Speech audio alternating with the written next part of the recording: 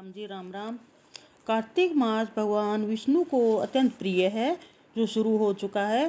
कार्तिक मास में जल्दी ब्रह्म मुहूर्त में उठकर जो मनुष्य स्नान करता है वह अत्यंत पुण्य का भागी होता है। नहाने वाले पानी में अगर थोड़ा सा गंगा जल मिला लिया जाए तो घर पर ही गंगा स्नान हो जाता है।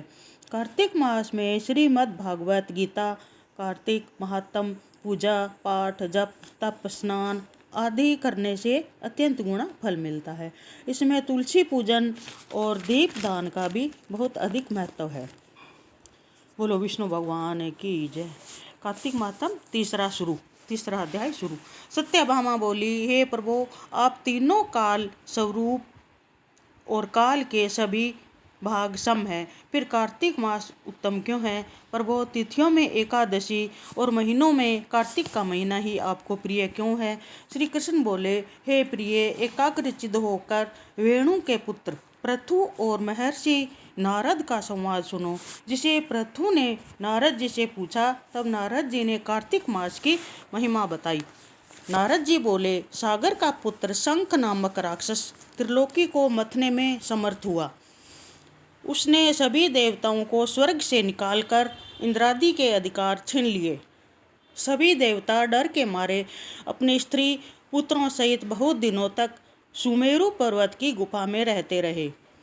जब देवताओं गुफा में रह रहे थे, तब शंखासुर ने सोचा कि मेरे देवताओं को जीतने पर भी वे बलवान है। ऐसा मालूम होता है कि ऐसा वेद मंत्रों से युक्त होने के कारण है। अतः वेद मंत्रों के हरण से वे बलहीन हो जाएंगे। यह सोचकर वह असुर विष्णु भगवान को नींद में देख स्वयं भू ब्रह्मा जी के लोक से वेदों को निकाल चलने को तत्पर हुआ। तब वे भय के कारण यज्ञादि के मंत्र और बीजों सहित जल में प्रवेश कर गए। तब तो शंखासुर भी उन्हें ढूंढता हुआ समुद्र में घूमने लगा, परंतु वेद कहीं भी प्राप्त न हुए। पीछे से ब्रह्मा जी सभी देवताओं को संग लेकर पूजा सामग्री इकट्ठी कर बैकुंठ में विष्णु भगवान की शरण में गए। वहाँ उनके जगाने के लिए सब देवता गाने बजाने लगे और गंध धूप देने लगे। उनकी भक्ति से संतुष्ट होकर भगवान जाग गए।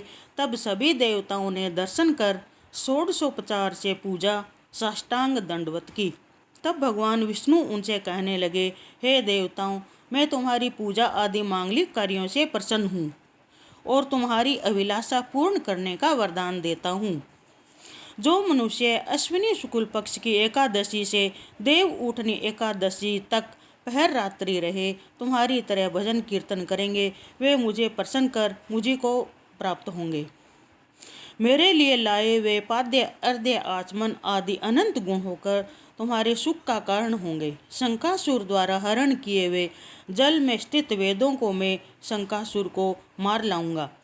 तब वे बीज मंत्रों सहित सब वेद प्रतिवर्ष कार्तिक मास में सदा जल में निवास करेंगे। मैं आज से जल में रहूँगा, तुम लोग भी संपूर्ण मुनियों सहित मेरे साथ आओ। इस लोक में जो मनुष्य प्रातःकाल स्नान करते हैं वे अज्ञात अमृत स्नान का फल प्राप्त करते हैं। जो कार्तिक मास में व्रत करते हैं उनको हे इंद्र तुम मेरे लोक में पहुँचाना।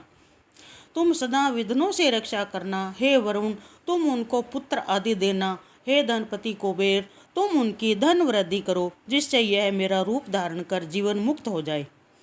और हे अन्य देवताओं, जो जन्म पर्यंत तक इन व्रतों को धारण करते हैं वे तुम्हारे द्वारा भी पूज्य हैं। तुमने मुझे एकादशी को जगाया है, इसलिए यह मनाने योग्य और प्यारी है। हे देवताओं, भली प्रकार किए गए ये दोनों व्रत मनुष्य को मेरे पास पहुंचा देते हैं। तीसरा अध्याय समाप्त। बोलो विष्णु भगवान की जय। श्रीमन नारायण नारायण हरि हरि, विष्णु नारायण नारायण हरि हरि, भजमन नारायण नारायण हरि हरि, श्रीमन नारायण नारायण हरि हरि, भजमन नारायण नारायण हरि हरि। बोलो विष्णु भगवान की जय।